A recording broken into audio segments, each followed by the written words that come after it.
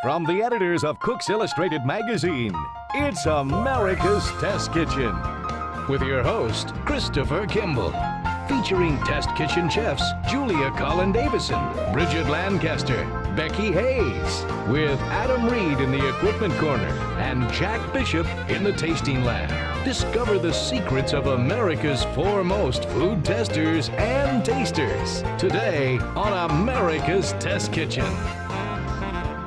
Today on America's Test Kitchen, Julia shows Chris how to make a Moroccan-style chicken tagine at home with foolproof couscous that's better than the box.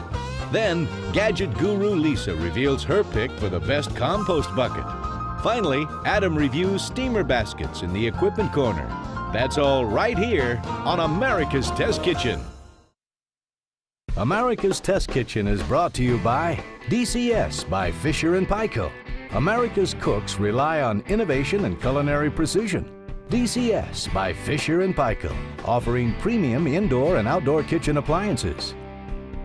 And by Kohler, inspiring home chefs to create a professional-level kitchen with innovative sinks, faucets, and cook centers.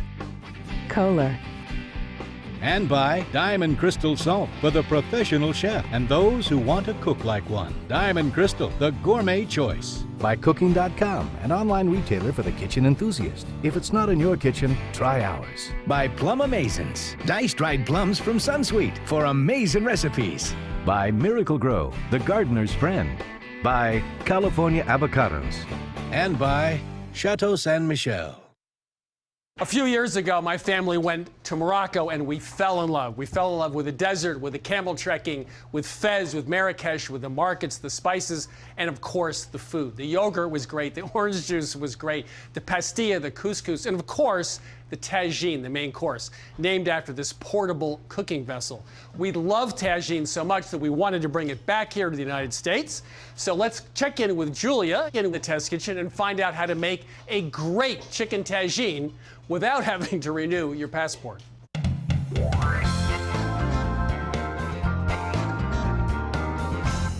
So I'd just like to announce today on America's Test Kitchen Television, we're going to solve one of the great culinary riddles of all time, which is how to slice an onion without crying.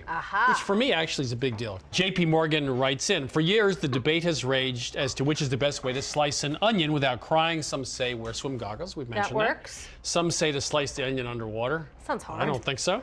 He said, finally, after a little detective work, I finally figured it out. The answer is air current. Simply stand in a place where the vent will blow air over and around you from your back to the front, slice away, and you won't cry. Or a fan. He says, however, in an addendum, P.S., unless you're like me and you forget what you're doing and reach up and rub your eyes. I didn't say I was a genius. So I guess that's the answer. And you know, if you do cry, you can stick your head in the freezer and it immediately soothes those red eyes. It's true. Good It one. works. So, chicken tagine, nice, authentic ethnic recipe. And the problem was bringing this, home and trying to make it using supermarket ingredients. Do you think Moroccans and Fez think they're ethnic? I don't know. Is that just home cooking? Yeah, it's home cooking for them, not for us. Maybe if you have a spice market down the street. But, spices are at the heart of this dish. These recipes we found used up to 30 spices. And so we took a good look at them and we pared it down to just an essential few. And this is 1 1/4 teaspoons sweet paprika. We're going to add in 1/2 teaspoon ground cumin, 1/4 teaspoon ground ginger, 1/4 teaspoon cayenne for a little bit of heat, 1/4 teaspoon coriander, and 1/4 teaspoon ground cinnamon. And that is going to be the mixture that really gives this dish its traditional flavor. All right, so we're going to set this aside. Now, another ingredient that we found in almost all the recipes was preserved lemons, which taste awesome, but they take a couple days to make at the very least. So we're going to make our own sort of preserved lemon flavor. It's not going to have that pickled flavor, but it'll have that bright lemon flavor. And this is just 1 strip of lemon peel. And we're going to mince it up very finely. And we're going to mix it with 1 clove of garlic. We're going to mince and mash them together to make a really flavorful paste that will stir into the stew at the very end and give it a bright flavor. Then I'm going to take just a little bit of salt, sprinkle it over the top. We're going to scrape it as though you're making a garlic paste and really bring out all the oils in both the garlic and the lemon peel. Mince a little more and then scrape it back and forth. You can begin to really smell it as you scrape out all the oils. And of course that salt almost acts like sandpaper and really helps give you some traction. And then we're just going to put it in a bowl and set it aside. Now onto the chicken, which is of course the main part of this dish. And of course we're going to brown it to bring out the flavor and build some fond. And this is a tablespoon of olive oil. And we're going to heat it over medium-high heat till it's just smoking. And that's pretty important if you want a browned meat, that you need that oil good and smoking. And while that heats up, we're going to cut up a chicken. Now we found recipes that just used white meat, but that was pretty bland. We really liked a combination of dark and white, so we're just going to use a whole chicken and cut it up. And I'm going to start by going into the leg. First you just cut open that skin, and then you can pop out that joint right there, and then you can just cut around it. And there's your leg. You can flip it around so that you're always working on the side you're comfortable with. Slice through the skin, pop out that joint, and then cut around it. Now's when I like to use the scissors and cut out the backbone. And you can see it's mostly skin right there, and the scissors make quick work of slicing through those rib bones. This is great for soups or stocks if you're going to make them. And they hold in the freezer really well. And you press it flat. Now I cut off the wings. And the wings joint is surprisingly far into that breast, so you have to slice in a little bit and then down through the joint. And these you can also save for soups and stocks. Do that on the other side. And then you're left with a breast piece. And of course we're going to cut the breast piece down into sizes that are portion friendly. So we're going to split the breast in half. And sometimes if you have these sort of rib bones hanging out on the edge, there's not a lot of meat here, but a lot of skin. That's a good idea. So you just take scissors and you cut them off. You do this one. This is great also if you're going to grill breasts. Very often when you buy them at the store, they have that piece on there, and it makes it much more manageable if you slice that off. Yeah, if you buy them at the store, it's somebody who can't see in the dark with a cleaver going like this to about 3 dozen chickens. That's right. Yeah, so it's bad. Very often when you buy them, you have to do a little trimming. And then we're going to cut these pieces in half. And of course, we're going to cut the thigh from the drumstick. You can see this line of fat delineating the difference between thigh and drumstick. You follow that line of fat, you go right through the bone. And that is how you break down a chicken. Now our oil is almost hot, and what we're going to do is we're going to season the chicken pretty liberally with salt and pepper, both sides. And then we're going to brown it in the pot all at once. It's going to be a little crowded, but that'll be okay because we got the oil nice and hot. You hear that sizzle. If you don't hear that sizzle, your oil is not hot enough, and the chicken will really stick and won't brown.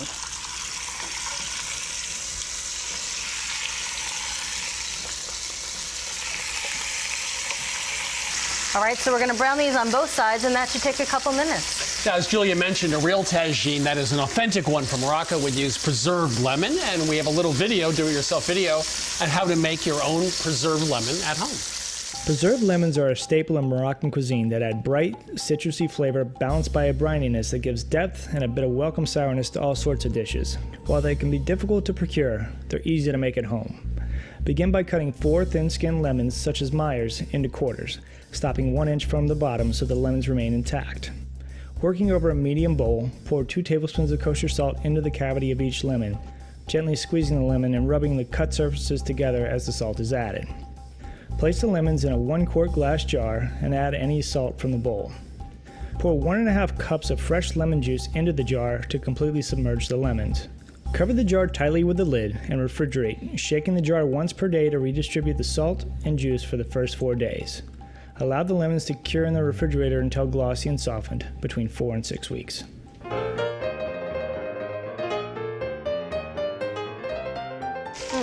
So you can see this chicken is nicely browned on both sides, and that adds good flavor to the dish and the fond in the bottom of the pot. Now we're going to take out the chicken. You can see that chicken skin also rendered a good amount of fat, which if you don't take it out of the pot at this point, it'll make the stew much too greasy. So we're going to pour off all but just a tablespoon. That looks good. Okay. We're going to put it back on the heat, and this is an onion that's been sliced thin. So now we're going to add a little more lemon zest. These are 2 lemon peels. We're going to saute these until they start to brown and soften a little bit, and that could take about 5 minutes or so. You know, one of the things in terms of translating a foreign recipe, which is either the home cooking in Morocco here, is whether or not to use a tagine pot, which is those conical pots, they're clay pots, little portable ovens. They're pretty. They use charcoal underneath them, and they're pretty. Well, we actually did a test. We put a bunch of those together, 2 clay, 1 modern, 1 from All-Clad, and a couple just basic Dutch ovens. Put water in them and put them on the heat and see how well they kept the liquid in. Well, it turns out the 2 losers were the traditional clay tagine. Yeah. They actually lost up to 18–20% of the liquid. The one that actually worked out really well was just a basic, this is a Le Creuset Dutch oven, and this also does lots of other things. That's true. Tagine's nice, it's pretty, it works well if you have a charcoal fire, but Dutch oven's just as good. So, you know, if you're ever doing this and your pot looks a little dry, there's no harm in adding a little bit of water and scraping up any parts of the pot that look like they're burning. So you never want a scorched flavor. All right, so to this we're going to add 4 more cloves of minced garlic. You just want to saute them for about 30 seconds until you can really smell it. Oh, that smells good. Next, we're going to add our spice mixture. Now, adding the spice mixture to the dish early on is pretty important because you want it to meet the fat. You want it to bloom in the fat or the oil so that it really develops a good flavor. And of course, it's also toasting as we do this. So you want to do this again until you smell it and it's fragrant. And that can take about, oh, there it is. We're there already. Yes, oh, that smells good. Now we're going to add some chicken broth. This is 1 3/4 cups low sodium chicken broth. I'm going to sneeze here. You that's are. really strong. Yeah. Ooh. Oh, that smells I'll just good. hold my nose when you do this. And you want to scrape up any browned bits that are formed on the bottom of the pot because that's flavor you want in the sauce, not on the bottom of the pot. Now the other flavor profile in the stew is just a little bit of sweetness. And for that we're going to use honey. This is just a tablespoon of honey. Well, they'd often use dried fruits too, which That's right. also were sweet. Yeah. Yeah. Oh, that's smelling good. So now it comes time to add the chicken back. And there's 2 tricks. The first trick is the skin looks good, but once you put it in there, it's going to get all soggy and make the stew taste greasy. So we're just going to use paper towels and pull off the skin before we add it back to the pot. And the other trick is, of course, the breasts and the dark meat cook at different rates. So we're going to give the dark meat, the thighs and the drumsticks, a head start by putting them in the pot and giving them 5 minutes to cook before we add the white meat. So put the 2 thighs in and the 2 drumsticks. We're going to turn this down to medium and just let them simmer for 5 minutes to give them a head start, and then we're going to add the white meat. Okay. Doesn't that smell amazing? It does. All right, so now we're going to add some carrots, and these are 2 carrots that I've cut into 1/2-inch pieces. And what we're going to do is we're going to place them strategically into the pot. And what the point of this is, we're going to make a little bit of a raft, and we're going to perch the delicate meat, the white meat, on top because it cooks more gently if it's just steamed rather than simmered in the liquid. So you make a little raft with the carrots and the dark meat, and then you perch the white meat on top. So did you go to architecture school or what? I did. All right, put this last piece right on top. Put the lid on.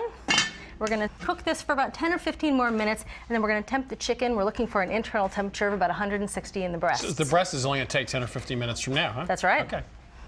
All right, so it's been about 15 minutes, and it's time to temp the chicken. And again, we're looking for an internal temperature of 160 in the breast pieces. And it looks like we're good. So now it's time to take the chicken out. We're going to set it aside, and of course, we're going to tent it with foil while it rests to help keep it warm.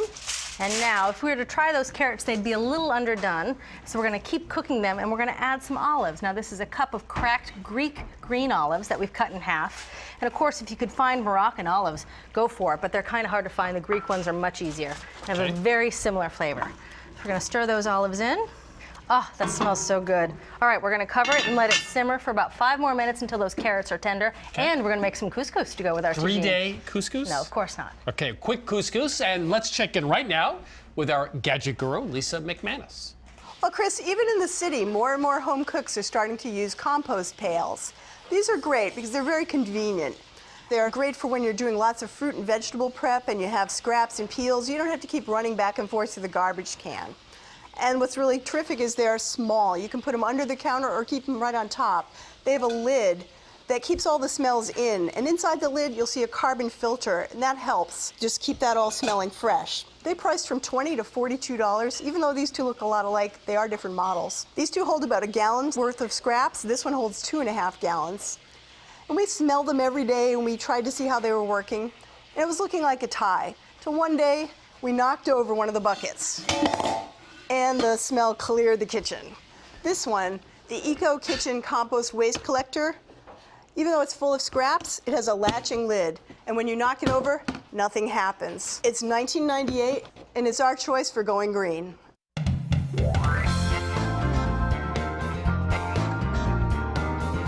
You know, lots of folks have written to us at America's Test Kitchen, and once in a while they say, hey, why don't you do a recipe the authentic way? Yep. Well, here's why. You know, in Fez, it makes sense to have a tagine because they have them, right? The pot. Right. And sometimes, maybe even today, they make authentic couscous, which takes 2 or 3 days. You got to have a couscousière. Right. You got to steam the grains twice. So we took your advice. We went into the kitchen and tried it. I remember this. It was a mess. It didn't really turn out. Total mess. You know, so boxed couscous. I'm sorry, this is America. It makes more sense. Nobody's going to spend 2 or 3 days making it from scratch. So we got the box recipe and we started our testing process, and here's what happened. We essentially got one really big couscous. I've definitely made that before. Yeah, I mean, this is like polenta, right? That's following the back of the box. Yeah.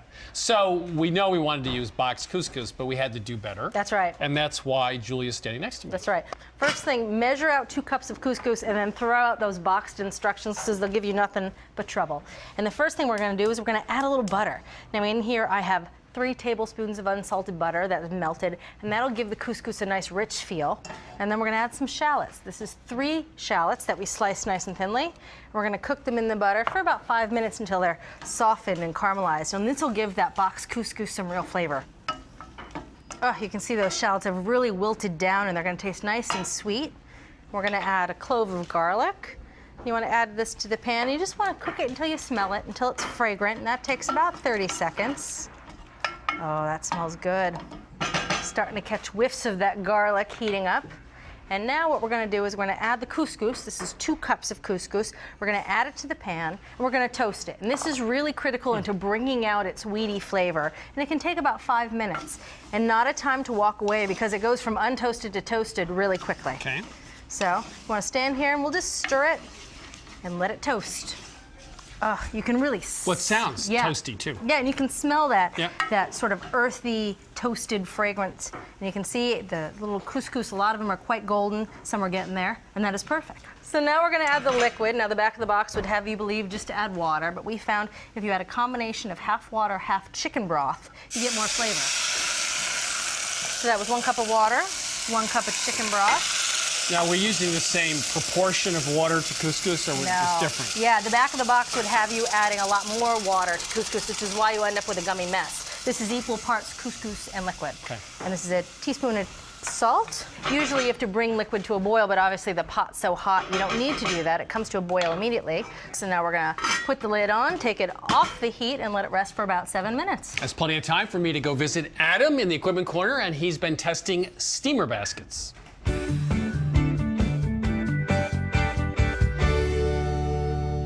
My knowledge of rock and roll music stopped about the same time as did my knowledge of steamer baskets, somewhere in the late 1970s. Haven't listened to a song since then, nor do I know anything about steamer basket technology in the last 30 years, so I decided to get an update here in the test kitchen with Adam, who's going to tell me all sorts of new wonderful things about styles of steamer baskets. Let me bring you up to speed, Chris. Steaming in the 21st century. We found 8 different steamer baskets to test. The price range was $8.95 to about $40. We tested broccoli florets, flounder fillets because they're delicate, they'll break apart easily, and shumai dumplings. And to tell you the truth, all of the foods steamed pretty much equivalent. There was, however, a lot of difference in terms of features and material. One of the materials that's new, 21st century steamer, are these silicone steamers. And that's what I have going in that pot. Steamed broccoli in a silicone steamer, and I want you to try and lift the steamer out. With what? Exactly. Okay. That's the problem. I mean, okay, here, tongs. Tongs, oven mitts, your hands down in the hot water. Yeah. The problem with this is that the material is flimsy. These 2 stubby little handles rest right on the sides of the hot pot. It was really difficult to get the steamer out of the pot. Once we did, it buckled and spilled the broccoli into the water. So we didn't like either of these 2 So it was silicone good going models in, for but that. lousy coming out. Okay. Another type is this universal steamer. This is an insert that goes on top of the pot of boiling water, and the food goes inside there. This wasn't so bad, actually. This did a great job for broccoli. Wasn't really good for the fish fillets. Because of these high sides, it was difficult to get the fish fillets out of the steamer intact. You really had to dig down there with a spatula. So we got rid of that one. Another traditional Asian choice are these bamboo steamers, and these have a couple of different compartments. They're 2 levels. You can see in there's the top, and you have 2 levels. These were great for shumai. You could fit 25 shumai dumplings in these, which is twice the number in most of the rest of these. What we didn't like about them is, number 1, they're bulky, so they take a lot of storage space. Number 2, you have to be really careful when you clean and dry these. Someone in the test kitchen didn't dry one quite thoroughly enough, and when we pulled it out of the cabinet about a month later, it looked like a science experiment gone wrong. Had mold or something All like that? kinds of mold and discoloration on there because it wasn't dry when it went in. We also found that from brand to brand, the quality wasn't really equivalent. One of them warped a little bit by the end of the testing. So we ended up with the stainless steel steamers. This was our favorite one, and this has a new innovation. It's got a telescoping post. So you can put that down. This folds up for easy storage. It held about 12 shumai. It's inexpensive, it's dishwasher safe, it's collapsible. This one was the Progressive Easy Reach steamer basket. $8.95, did a great job, and you can play with the telescoping post in the center. So I guess I was right. Great rock and roll was dead by 1980, and steamer basket technology has not changed that much. Progressive Easy Reach is still very much like the ones I used in the 70s, but it does have a telescoping handle, and it's under $10. All right, so it's been about 7 minutes since we set that couscous aside to hydrate, and oh, it smells so good. It looks a little better than the one I made out of the box. Just a little That looks better. good. And now we're gonna add just a few more flavorings. This is half a teaspoon of grated lemon zest, 2 teaspoons of lemon juice. This is a 1/4 cup of chopped parsley, and 3/4 of a cup toasted almonds. And then you just wanna use a fork and combine it all. You don't want to be too harsh with it because you know the grain's pretty tender, and if you're too rough with it, it'll mush out. Oh, that smells good. It does smell really good. Now it's time to check on our tagine. Those carrots are now tender. Now we're going to finish it up with that paste we made earlier with the lemon zest and the garlic. We're going to stir that in. This is a lot of lemon juice. 3 tablespoons of lemon juice, 2 tablespoons of cilantro,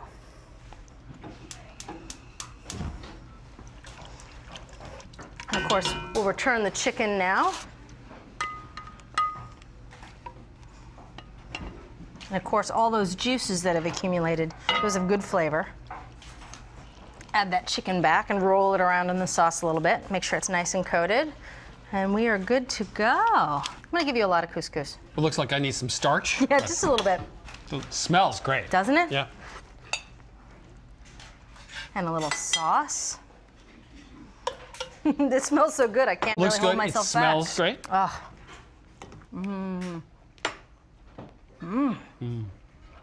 It makes the chicken, you know, a lot of chicken in the United States doesn't have a lot of flavor, but the Yep. way you cooked it this way, it has a lot of flavor. Yeah. Well, I love the brininess of the olives and the sweetness of the carrots with those warm spices. This is really, really good. And the couscous is really light and flavorful. Has that slightly toasted flavor because we toasted those grains for about 5 minutes. I don't think I'm going to make rice again. Yeah. This is much better than rice. It's easier too. So we took a famous recipe from Morocco, tagine, and did it right here in the United States, America's Test Kitchen. The secret was to start, which we made our own spice blend. We sort of made a version of preserved lemon, just with some lemon zest, a little bit of garlic, and then we layered it. We had dark meat in the bottom, little vegetables, carrots, and then the white meat on the top so they're evenly cooked. Meanwhile, we updated that recipe in the back of the box of couscous, threw that out, made our own recipe so it's nice and toasty. It's sort of like a pilaf. And there you have it. From America's Test Kitchen, New York Kitchen, a fabulous recipe for our version of tagine from Morocco. You can get this recipe. Now, there were some variations too, Yes, right? there's one with chickpeas and apricots that's really That was delicious. really good. Get that at our website, americastestkitchentv.com. Our testings, our tasting results. You can also watch selected episodes of the show. Follow us on Twitter and also Facebook. I will be not tweeting now. I'll be eating. Eating, not tweeting. Not tweeting, I like it. America's Test Kitchen is brought to you by DCS by Fisher & Paykel. America's cooks rely on innovation and culinary precision. DCS by Fisher & Paykel. offering premium indoor and outdoor kitchen appliances.